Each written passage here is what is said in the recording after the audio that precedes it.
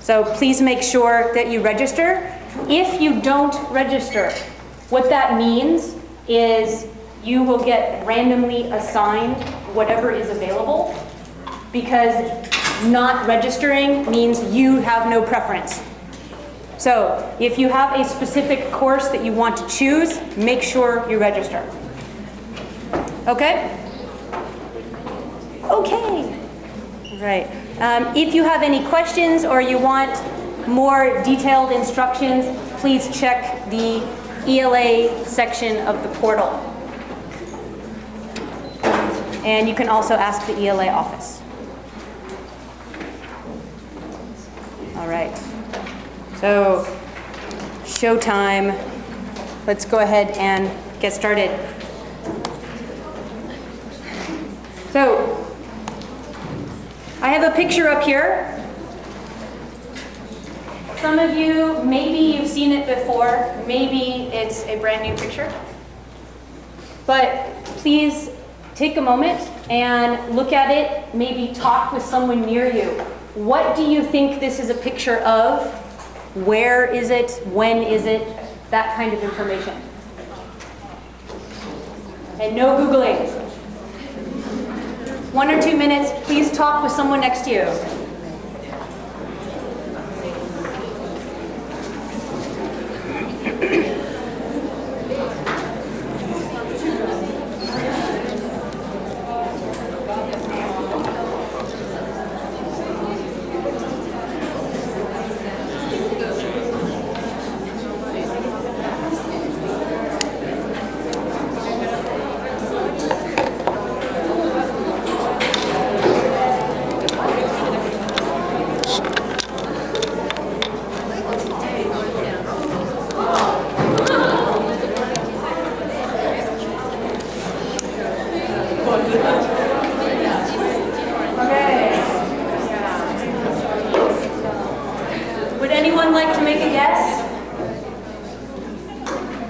Let's start, you know when in terms of the year, of course, because I gave it to you, but what situation do you think this happened in, or where do you think this picture is?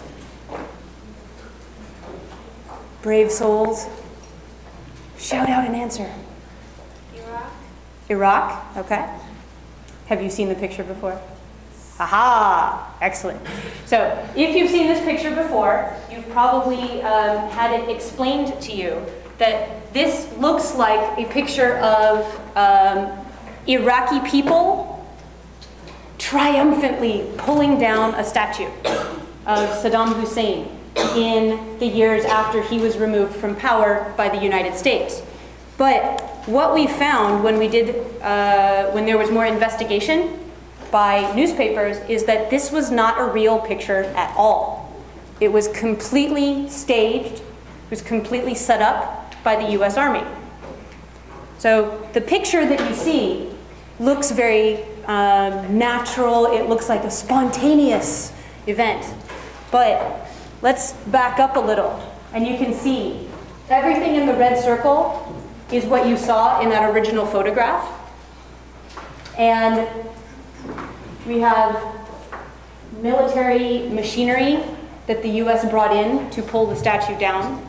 So they helped the people pull it down. And these, in yellow circles, are all tanks, US tanks, preventing anyone from getting near the scene and messing up their perfect photo opportunity that would look great in an American newspaper.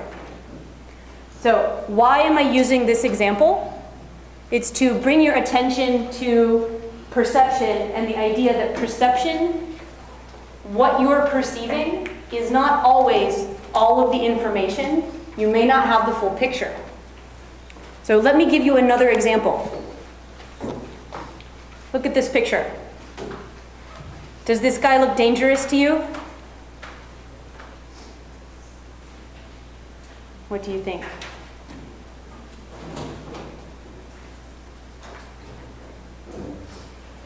Yes? No? Are you awake? Wake up, wake up!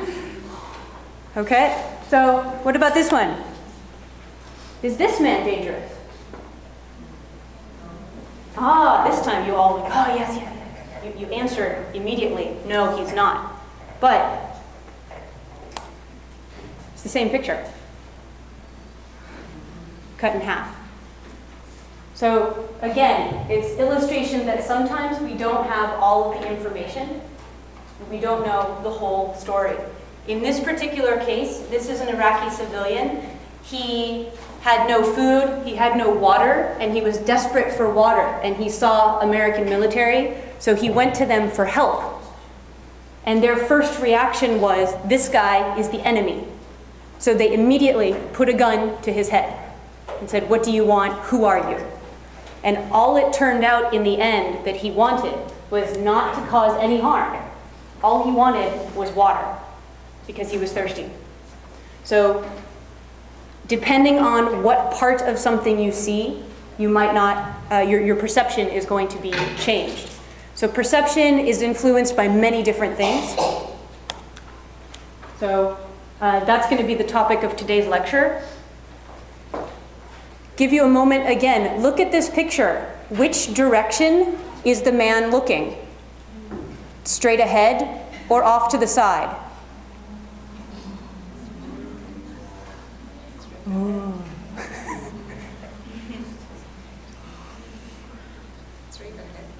Who says straight ahead? Who says off to the side? A few people. Who can see both? Okay, so depending on how you shift your vision or what you pay attention to, what you perceive changes. So perception is clearly not something that is concrete, that everyone sees exactly the same. And that's kind of the point of this lecture, and it's also the point of connecting perception with the other two topics this term, which are culture and communication. All right. Again, talk with someone near you. Take a moment and think about it.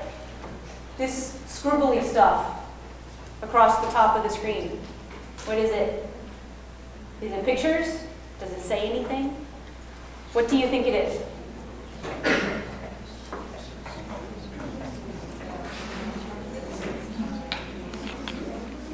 What is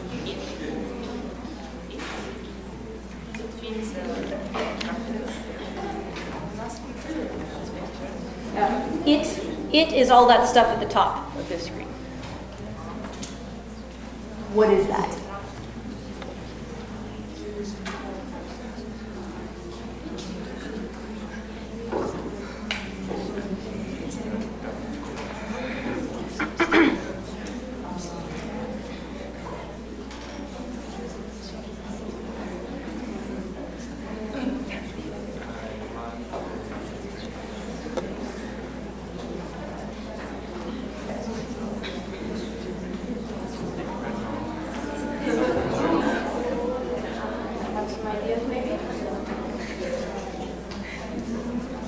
Okay.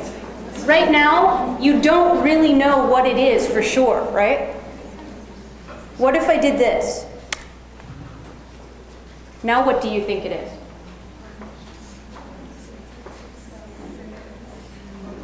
It's a sentence. Why do you think now it's a sentence? I think there are some words and there are counterwords, so I thought it's a sentence. So you think the space between these means something? Okay. Maybe you saw this symbol. Maybe you saw this symbol.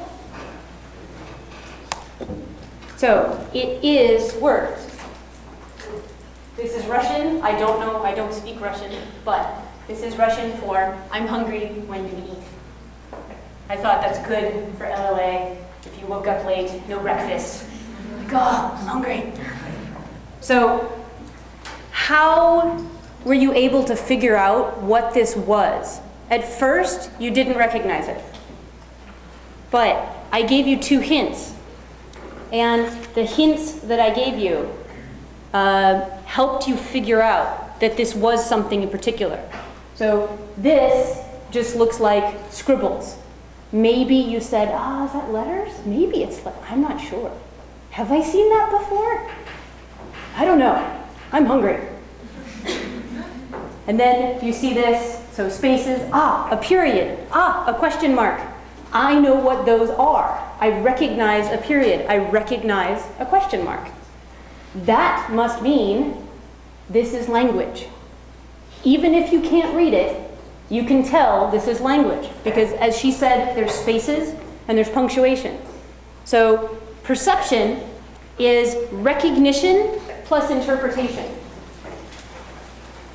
With that particular sentence, at first you didn't know what it was, but once you recognized the spaces between the lettering, that is a pattern that you recognize with language, as is punctuation. You recognize that these symbols are connected to writing.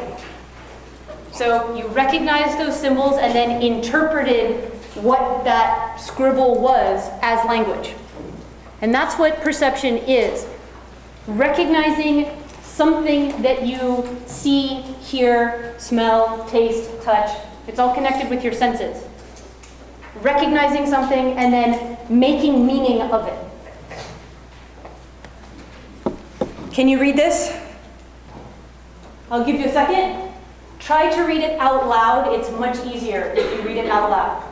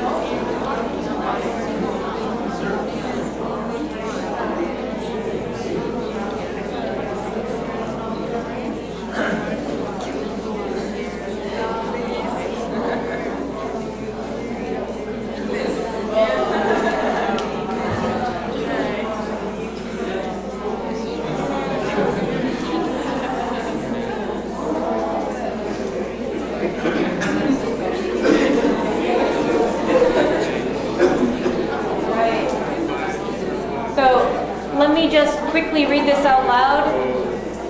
This message serves to prove how our minds can do amazing things. In the beginning, it was hard, but now, on this line, your mind is reading it automatically without even thinking about it. Be proud. Only certain people can read this. Please forward if you can read it. This is from Facebook. So, why did I put this up here? Were you able to read it at the beginning easily? No? But it says in the middle, now on this line, your mind is reading it automatically. Did it get easier by the time you hit there? Why did it make sense? Ooh, don't fall. Why? The reason is you're a reader of English. You recognized some of those symbols up there. You recognize them as lettering. You recognize some things as numbers. You've experienced this because you've seen words before, you've seen English words before, and you also have seen words and letters and you know that they mean different things. So your brain filled in information and made the words appear because of previous experience that you've had with those letters. And maybe also you've had experience seeing combinations of letters. So when you reached the middle, by the time you got here, your brain was now experienced with deciphering and making sense of all of this lettering. That's why from here, it got really easy. So Experience is one of the things that influences perception. In order to recognize something, you need to have experience with it. So you recognize that message because of your experience with English language, and you interpreted all of that as a message written in the English language.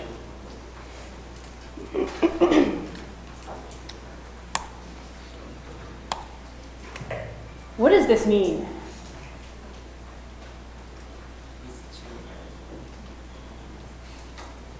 Talk to someone.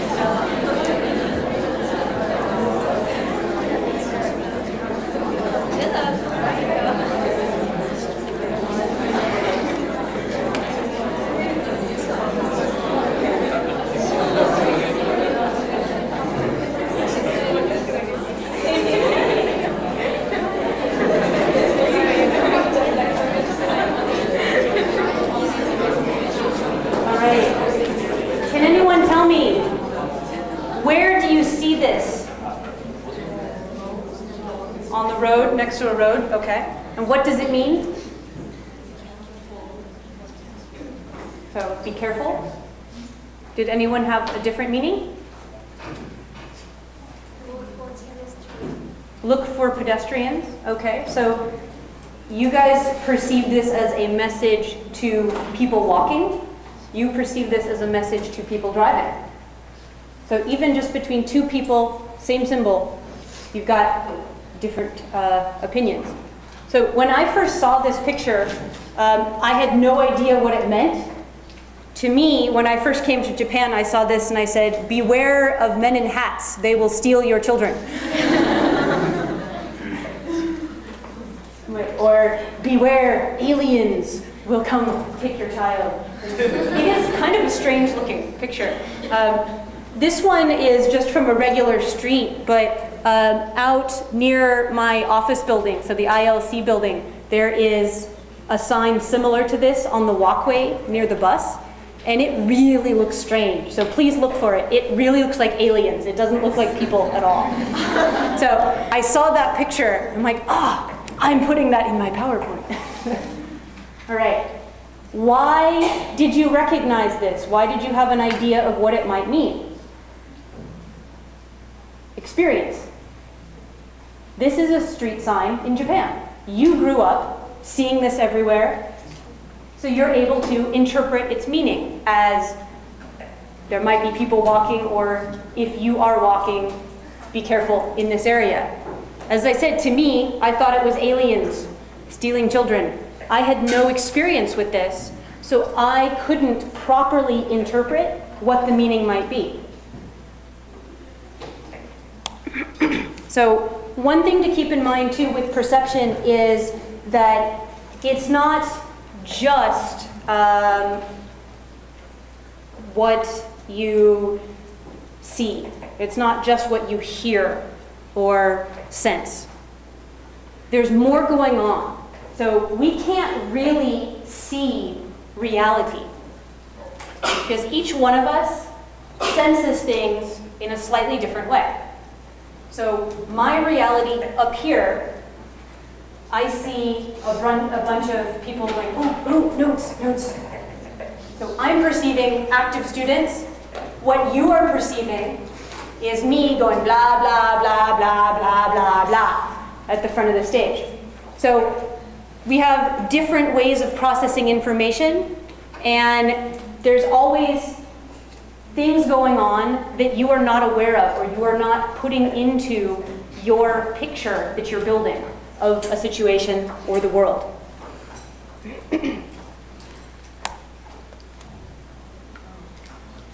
Maybe you've seen this before, maybe not.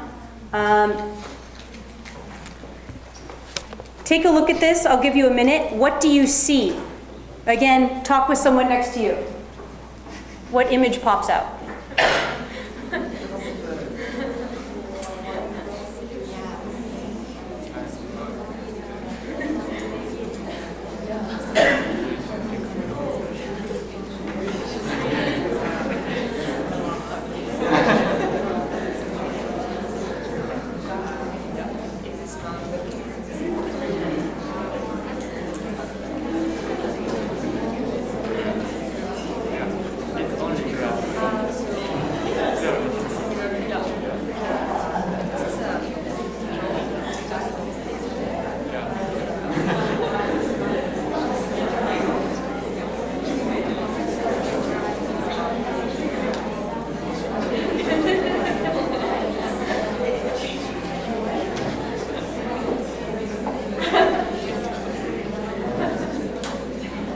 What do you see?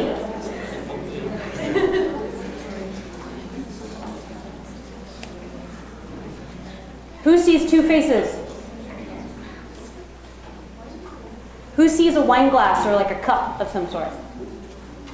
Okay, so again, we have one image, but different people in the room are perceiving it differently. So reality is not always the same for each person because of perception. Now, you're probably right now in this lovely spider killer. You're probably reading Barna, but very shortly you're going to be moving on to a reading by Aubrey Fisher, and that is all about perception. And the idea that perception is more than just what we see, smell, hear, taste, or feel. He calls that apparent knowledge. Apparent knowledge because our knowledge is what is apparent or visible to us specifically. So for some of you, your apparent knowledge is that this looked like a wine glass. You focused on the white part. So what was apparent to you was something white on a black background. For some of you others, you saw two people nose to nose. If your apparent knowledge led you to focus on the black part with white space in between two faces. So what comes into perception, aside from just what we're sensing, is awareness and judgment. You can't figure out what something is. You can't recognize it and interpret it if you aren't aware of what it is. Once you are aware, you have to judge it and determine what is this. So awareness and judgment of what we see, hear, taste, smell, or touch. So what are some things that affect our perception? I've already talked about one, and that's experience. Let me give you a couple more examples of experience. Who is this?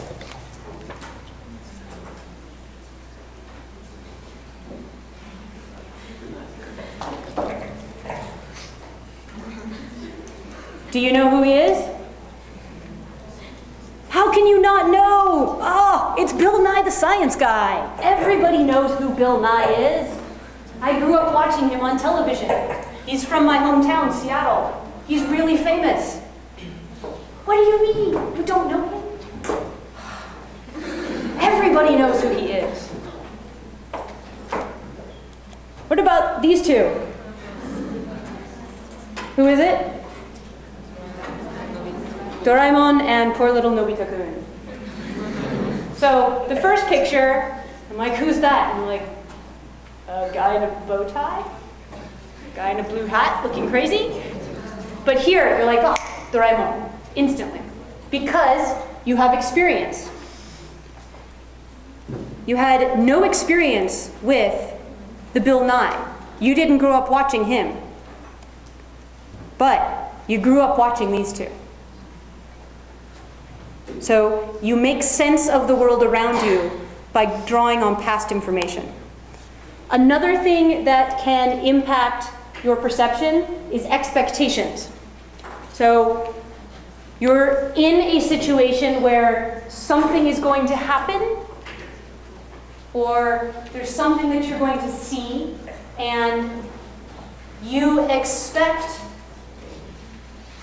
the situation to go a certain way, or you expect things to do something specific. So here is where I test my expectations. I am expecting the internet to not work. Let's hope it surprises me. So I have a video that I would like to play. Go internet. That doesn't look very good, does it? Okay, I'm giving up. Expectations. We'll go low tech. This is a bottle of water, yes? Well, yes, it's water. If I let go, what's going to happen?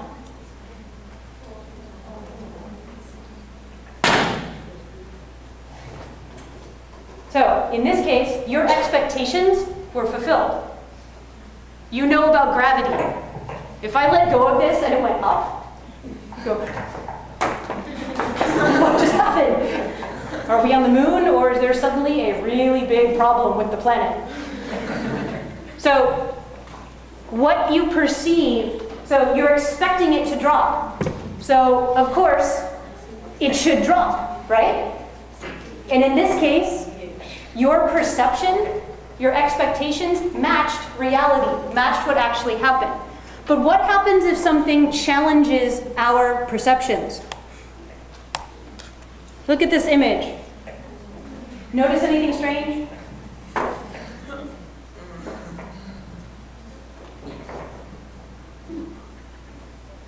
Which direction is the liquid going? Up. Is that normal? No, it's not. Again, if you're on the moon, maybe, but not here. So when you have something that challenges your expectations, now it can be visual, auditory, it can be situational, maybe a cultural situation. I often use this example in my classes. If you invite me over to dinner in your house and say, "Oh, Jenny, please come in." And it had been raining, and I was in muddy boots because it was raining. I'm like, "Oh, thank you so much." "Oh, is that tatami? I love tatami."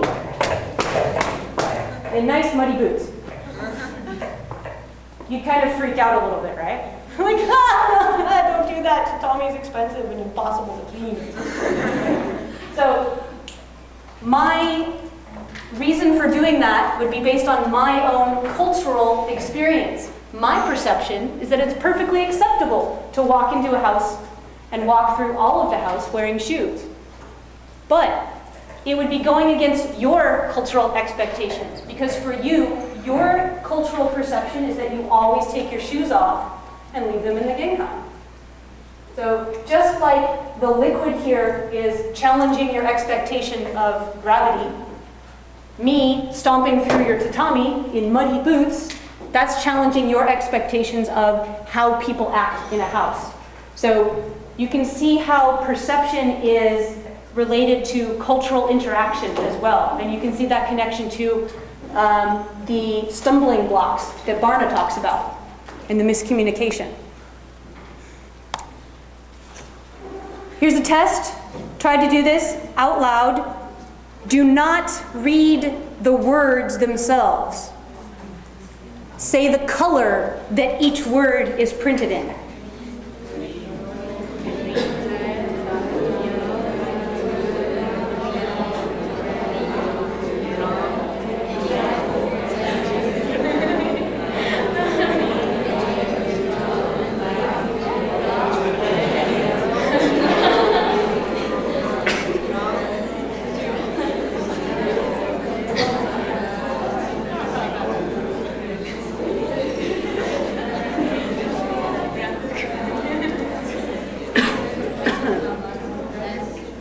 Perfect, right?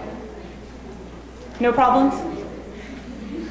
Like green, blue, red, blue, yellow, blue, black, red, blue, red. So it's really hard to do, right? Because your brain is actually set up to read things faster than you process colors. So your expectation is that you're going to get meaning from the language and not from the color. But I told you to look at the color, not at the lettering. And so you kind of got confused. Your brain was expecting to do one thing, and so it started processing the language, but you weren't able to do it, or you had to slow down because suddenly your brain was being told the opposite. I tried that several times. I practiced, and I still messed it up, right? You saw me. So your expectations are going to mess with you. Another thing that perception is affected by is context. Context is all of the information and the situation around what is happening, around what is going on. So right now, this context is a lecture hall, and so if I'm perceiving this situation, I'm going to notice certain elements. There are students taking notes.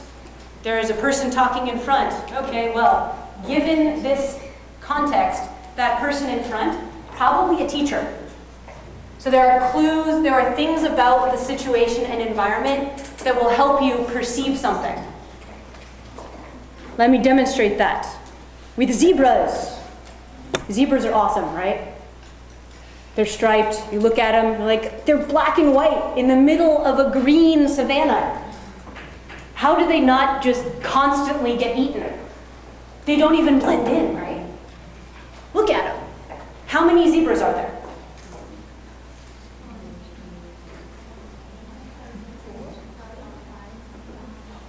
One, two, three, unless that's a two-headed zebra.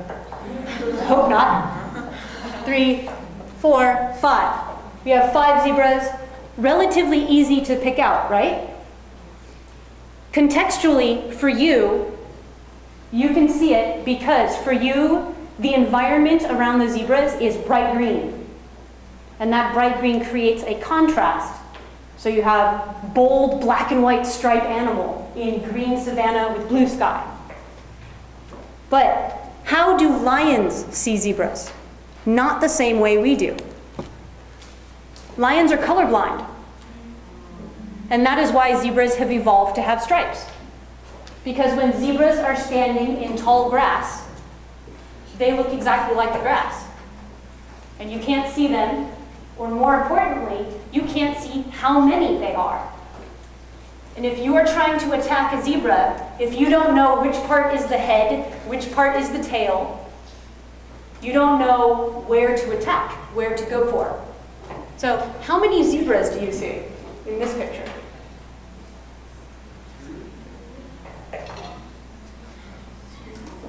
Maybe 2.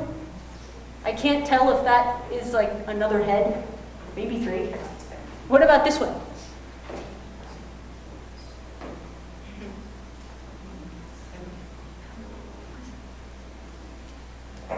I don't know. I see 3 or 4 heads.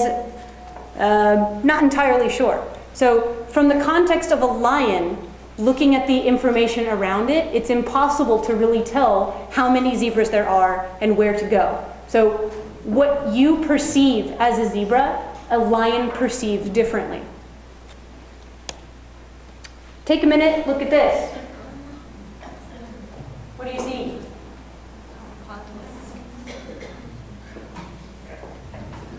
Keep looking, talk with people.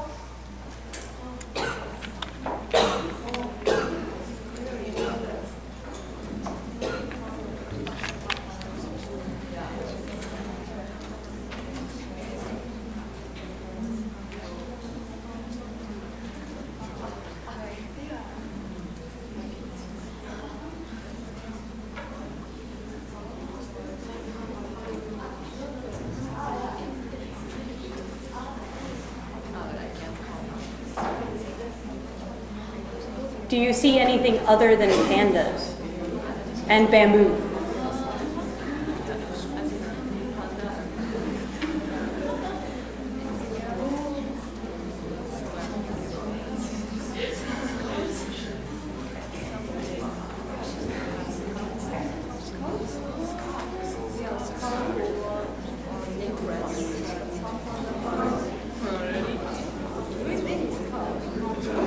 If you see something else, what do you see in the picture? Scarves. Scarves. Scarves? Ah, okay. There's something much bigger than a scarf in this picture.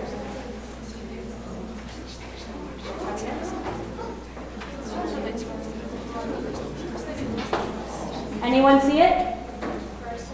There's a person. There's a person in the middle of the picture. Take a look. Do you see the shoes?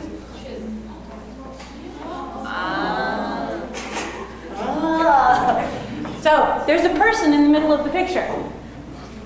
You probably didn't see him at first because of the context. The context is a bunch of pictures of pandas. It's racks of stuffed pandas for sale.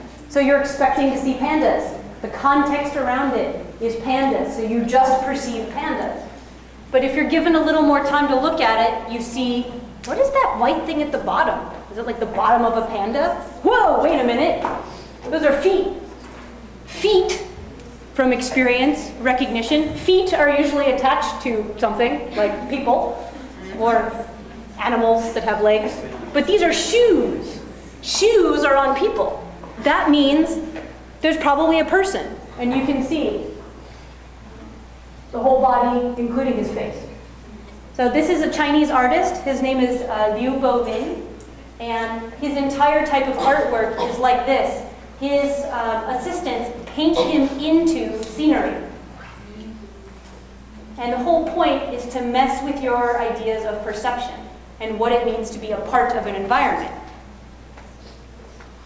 So, what about this one?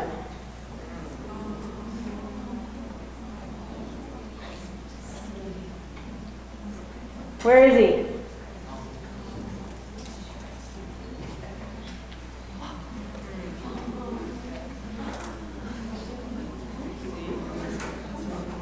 Raise your hand if you can see him.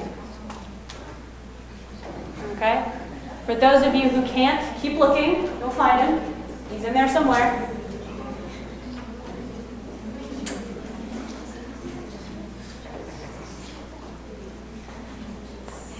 Shoes. And then you see, once you see the shoes, everything else stands out, right? Did it take you as long to see him in this picture as it did in the previous picture? Did it take more time? Less time? Less time? Let's try one more. Where is he?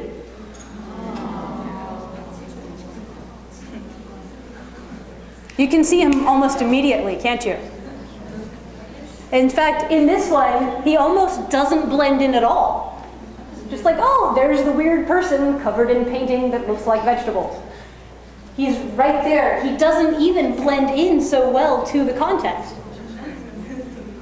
Why this time? Each time I showed you one of those pictures, it got easier and easier to find him. Why? Experience and expectations. Now you've had experience with his artwork, so you know what to look for. And expectations.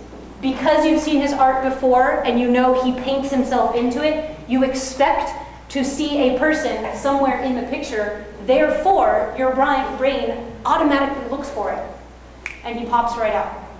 That didn't happen with the panda picture. So even just in the span of 3 images, your perception has changed. Another thing that can affect perception is something called selective attention. And since the internet is not working, I'm not going to try again, I'll just explain what selective attention is. Selective means focused. You select something. But attention is what you pay attention to, right? Remember back when I asked you to look at the names of the colors and they were in different colors, and I said, don't read the word, only say the color of each word, right? That was also an example of selective attention, because I was telling you what to pay attention to. I selected what you would be attentive to. So selective attention is a way of controlling a message. Do not discuss the video because there is no video. Selective attention means we only notice what we expect to perceive or what we are told to perceive. So this image, the video that I was going to show you, it's a very cool video. It's very famous as a psychological test. It's about 6 people, and they are standing in a circle. And there are people wearing black, and there are people wearing white. And they alternate. So black, white, black, white, black, white, black, white. And the people with white on have a basketball. And you're supposed to count how many times they pass the basketball. But what you don't see while you're counting is that the basketball is being passed and someone dressed as a gorilla walks through the center of the circle. But you don't see it because your instruction was count the basketball being passed. So you've only been told to notice the basketball. So you don't see the gorilla. So these are 4 things that will always impact how you perceive a situation, how you perceive interaction, other people, what have you. And because of these 4 things, and because these 4 things are different for each person, and everyone sees reality ever so slightly differently, that means that it's not objective. Perception is a subjective thing. My perception of this situation is different from the people in the front row here, and also from the people in the middle, and from the person in the back. So none of us can say with 100% certainty, this is what this classroom looks like right now, because there's different elements that we notice. What that also means is because it's subjective, we can't know for sure what reality is. If we can't accurately describe what reality is because of our subjective perception, then it's inaccurate. So don't always assume that what you see or what you think about a situation, what you hear, smell, taste, touch, don't assume that it's correct. This also includes beliefs. Beliefs are things that are impacted by experience, expectations, context, all sorts of things. But it may turn out that a belief is incorrect or inaccurate. You remember way back in spring semester, I know, a long time ago, Mayland talks about questioning beliefs. This connects with perception and the accuracy. Beliefs may be subjective. They may be inaccurate. Beliefs are a part of how you see the world, how you perceive the world. So always keep in mind that you may not be getting the whole picture. And I really like this particular quote because I think this is a quote that illustrates perception really, really well. We see things as we think is around us, what we think is there, who we think is doing what. So this kind of connects with that idea Fisher talks about of apparent knowledge. So ask yourself when you're looking at something, when you're reading things in here, when you're reading research information, when you're writing your paper, or whatever, you're reading the news, do you have all of the information? You might not. What do you see?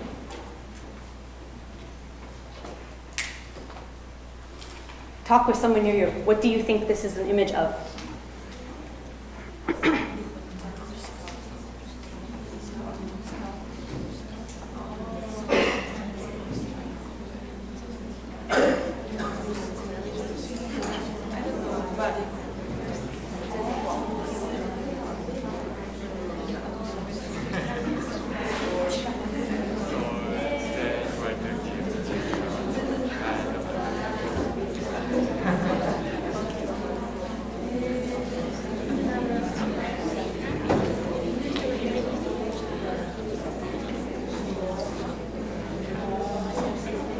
All right.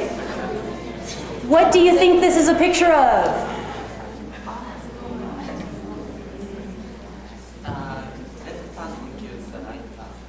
Yeah, so the person on the left is going, die. They have a knife, they're stabbing, they're attacking the person on the other side. What was the question that I asked you on the previous slide? The previous slide said, do you have all the information? Right. Ta-da. Ooh. So you can see, again, from an image, the original picture that I showed you influenced your perception of whatever that situation was. You thought it was one person attacking the other. But in actuality, the TV camera has chosen to focus on one part. It's actually someone chasing someone else, and the other person is running away. So media is very good at shaping certain images. In this particular example, maybe the news wants to have more people watch its particular show or read its particular newspaper, visit its particular website. So, if they have this picture, you could say, violence in downtown Tokyo. It's getting worse. There are people walking around stabbing everyone. Be afraid. And so then everyone is less comfortable, more worried, and more suspicious of people around. Are they going to stab me? And that person on the left, ooh, he's scary looking. That's the kind of person to look out for. But as it turns out, you've got two different people, and the person that you were at first afraid of in the first picture is actually not the scary person. It's the other person. Why would the media choose to do something like this? Ratings, to get your attention. There's a saying in the news industry in America called, if it bleeds, it leads. Lead means put something at the top stories, the most interesting or most attention-grabbing story. If something looks violent, it bleeds. It's going to get more attention. So your perception of a situation can very clearly, very easily be manipulated by other people and not having all the information. Another example, going back to this picture. Your perception was influenced. You thought it was one thing, turned out to be something different. So there's always stuff that you don't see. There's always more to a story. So when you are doing research, when you are looking at sources, trying to decide, is this a good source? Is this a bad source for my research? Or you're reading an assignment, decide, does this person have an agenda, something they want to get at? Are they trying to control my perception of something? So you need to make sure that you are as objective as possible. So remember, perception is limited. You're never going to have all of the information. So try to get as much information as possible before coming to a conclusion. Don't let your immediate perception determine what you see. Your expectations are always going to affect what you perceive. Rarely do we come into a situation that we have never been in before. And so you're probably going to expect people to act a certain way, things to do certain things, like the bottle of water we expect it to drop. So when you are seeing something, or when you're thinking about something, when you're getting angry even, maybe you get angry at me for stomping across, right? In the muddy boots in your apartment. Like, why would Jennie do something like that? It's so, rude. Your expectations were that I wasn't going to do that. So before you even had a chance to experience the situation, you already had an expectation. So before you get information, you're already influencing what you're going to perceive. So, as I said, be as objective as possible and consider all possible options, and be aware that some people might be trying to control what you see and introduce bias and control your belief. That is everything. Thank you.